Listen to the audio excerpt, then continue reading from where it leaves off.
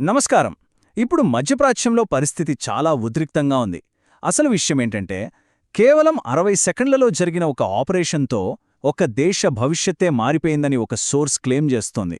So, ఈరోజు మన విశ్లేషణలో అసలా సంఘటనేంటి, దాని వెనుకున్న వివరాలేంటో లోతుగా చూద్దాం. సరే, సూటిగా విషయంలోకి వద్దాం. ఈ మొత్తం చర్చకు మూలం ఈ ఒక్క ప్రశ్నే. ఒక దేశ అత్యున్నత నాయకుడిని కేవలం 60 సెకండ్లలో అంటే ఒకే ఒక్క నిమిషంలో ఎలా టార్గెట్ చేయగలిగారు? ఈ ఆరోపణ వెనుక అసలు కదేంటి? రైట్, మొదటి సెక్షన్లోకి వెళ్దాం. ఈ సంచలనాత్మక దాడికి సంబంధించిన వివరాలను మనం స్టెప్ బై స్టెప్ విడమర్చి చూద్దాం. ఈ ఆపరేషన్ ఎలా ప్లాన్ చేశారు, దాని వెనుక ఉన్న స్ట్రాటజీ ఏంటి అన్నీ పరిశీలిద్దాం. ఇక్కడ చూడండి, ఈ మాటలు అమెరికా మాజీ అధ్యక్షుడు డొనాల్డ్ ట్రంప్ అన్నట్లుగా సోర్స్ రిపోర్ట్ చేసింది. 4 వారాలు పడుతుందనుకున్నాం, కానీ 60 సెకండ్లలో చేసేశాం, అనుకున్న దానికంటే చాలా ముందున్నాం అని. అంటే వాళ్ళు అనుకున్న దానికంటే ఎంత వేగంగా, ఎంత పక్కాగా ఈ ఆపరేషన్ జరిగిందో ఈ ఒక్క మాటతో అర్థం చేసుకోవచ్చు.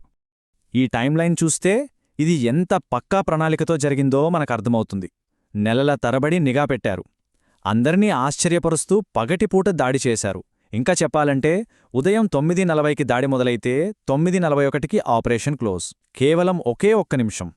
సో, ఇక్కడ మనం తెలుసుకోవాల్సిన కీలకమైన పదం ఈ ప్యాటర్న్ ఆఫ్ లైఫ్ ట్రాకింగ్. ఇది ఏదో ఒక్కరోజులో చేసే పని కాదు.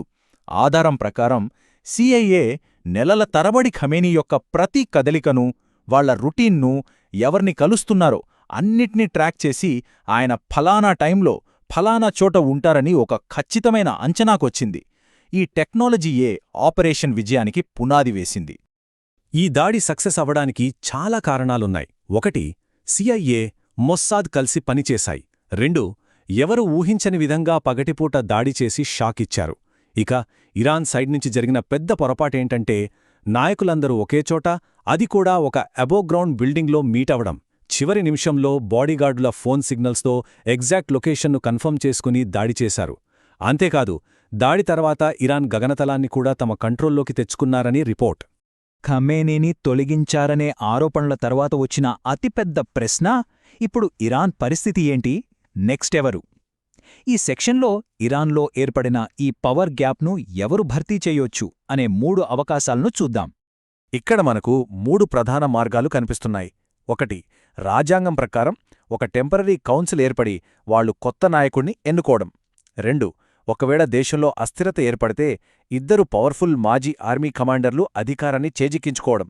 ఇక 3, ప్రజా తిరుగుబాటు. కానీ విదేశీ సైన్యం నేరుగా రంగంలోకి దిగితే తప్ప ఇది జరగడం చాలా కష్టమని విశ్లేషకులంటున్నారు. ఈ గొడవ కేవలం టెహ్రాన్కే ఆగిపోలేదు. దీని ఎఫెక్ట్ చాలా వేగంగా సరిహద్దులు దాటుతోంది. ప్రతీకార దాడుల రూపంలో మిగతా ప్రాంతాలకు కూడా పాకుతోంది. ఆ మెయిన్ ఇన్సిడెంట్ జరిగిన వెంటనే ఒక రియాక్షన్ చైన్ మొదలైంది. లెబనాన్ నుంచి హిజ్బుల్లా రాకెట్లు ప్రయోగించింది. దానికి సమాధానంగా ఇజ్రాయెల్ బీరూత్లో ఎయిర్ స్ట్రైక్ చేసి హిజ్బుల్లా ఇంటెలిజెన్స్ చీఫ్ను టార్గెట్ చేసింది. చూసారా, ఇలా ఒకదాని తర్వాత ఒకటి ఈ గొడవ పెద్దదవుతూనే ఉంది. ఇది కేవలం నాయకత్వంపై జరిగిన దాడి మాత్రమే కాదు. శాటిలైట్ ఇమేజెస్ చూస్తే ఇరాన్కు చాలా కీలకమైన కొనార్క్ నావల్ బేస్పై ఎంత పెద్ద నష్టం జరిగిందో తెలుస్తోంది. కనీసం 3 నౌకలు మురిగిపోయాయి, బిల్డింగులు, డ్రోన్ ఫెసిలిటీలు అన్నీ ధ్వంసమయ్యాయి. దీన్ని బట్టి ఈ మిలిటరీ యాక్షన్ స్కోప్ ఎంత పెద్దదో మనం అర్థం చేసుకోవచ్చు. సరే, ఇప్పటిదాకా సైనిక చర్యల గురించి మాట్లాడుకున్నాం. ఇప్పుడు ఈ గొడవ వల్ల ప్రపంచ ఆర్థిక వ్యవస్థపై, మరీ ముఖ్యంగా మన ఎనర్జీ సప్లైపై ఎలాంటి ప్రభావం పడుతోందో చూద్దాం. ఈ చార్ట్ చూస్తే మనకు పరిస్థితి తీవ్రత అర్థమవుతుంది. జపాన్ దగ్గర ఏకంగా 254 రోజులకు సరిపడా ఎమర్జెన్సీ ఆయిల్ స్టాక్ ఉంది. చైనా దగ్గర 90 రోజులకుంది. కానీ ఇండియా దగ్గర కేవలం 74 రోజులకు సరిపడా నిల్వలు మాత్రమే ఉన్నాయి. ఇప్పుడు ఆలోచించండి, హార్మూజ్ జలసంధిలో సప్లై ఆగిపోతే మన పరిస్థితేంటి? ప్రభావం చాలా ఎక్కువగా ఉంటుంది కదా. దీనికి తోడు మరింత ఆందోళన కలిగించే విషయమేంటంటే, మన దేశానికి కావలసిన ముడిచమురులో 55% ఈ అస్థిరంగా ఉన్న మధ్యప్రాచ్యం నుంచే వస్తోంది. అంటే మన ఎకానమీకి ఇది ఎంత పెద్ద రిస్కో మనం ఊహించవచ్చు. ఇది కేవలం పెట్రోల్, డీజిల్ గురించే కాదు, మన ఇళ్లల్లో వాడే వంట గ్యాస్ అంటే ఎల్పీజీలో 85%, అలాగే ఇండస్ట్రీల్లో వాడే లిక్విఫైడ్ న్యాచురల్ గ్యాస్ ఎల్ఎన్జీలో 60%, ఇవన్నీ అదే ప్రమాదకరమైన హార్ముజ్ జలసంధి నుంచే రావాలి. అంటే ఈ సంక్షోభం ప్రతి ఒక్కరిపైన ప్రభావం చూపే అవకాశముంది. రైట్. మన విశ్లేషణ చివరి దశకు వచ్చేసింది. ఈ మొత్తం ఆటలో కీలక ప్లేయర్స్ అయిన అమెరికా, ఇజ్రాయెల్ల అసలు లక్ష్యాలేంటి? వాళ్ల లాంగ్ టర్మ్ గోల్స్ ఏమైయుంటాయి? సోర్స్ ప్రకారం అమెరికా లక్ష్యాలు క్లియర్గా ఉన్నాయి. ఇరాన్ మిస్సైల్ పవర్ను, నేవీని నాశనం చేయడం, ఇంకా వాళ్ల దగ్గర న్యూక్లియర్ వెపన్స్ లేకుండా చూడటం. కానీ ఇజ్రాయెల్ లక్ష్యం ఇంకా పెద్దదిగా కనిపిస్తోంది. పశ్చిమాసియాలో తమకు పోటీగా ఉన్న ఇరాన్ను పూర్తిగా తొలగించి ఆ ప్రాంతంలో తామే ఏకైక సూపర్ పవర్ అవ్వాలని వాళ్లు కోరుకుంటున్నట్లు తెలుస్తోంది. ఈ ఏకధ్రువ పశ్చిమాసియా అంటే అదే. ఆ రీజియన్లో ఇజ్రాయెల్ను సవాలు చేసే మరో శక్తి ఉండకూడదు. సద్దాం హుసేన్, గడాఫీ తర్వాత ఇప్పుడు ఇరాన్ను కూడా బలహీనపరిస్తే ఈ లక్ష్యం నెరవేరుతుందని కొందరు అనలిస్టులు భావిస్తున్నారు. ముగింపుగా ఈ ఒక్క ప్రశ్న గురించే ఆలోచిద్దాం.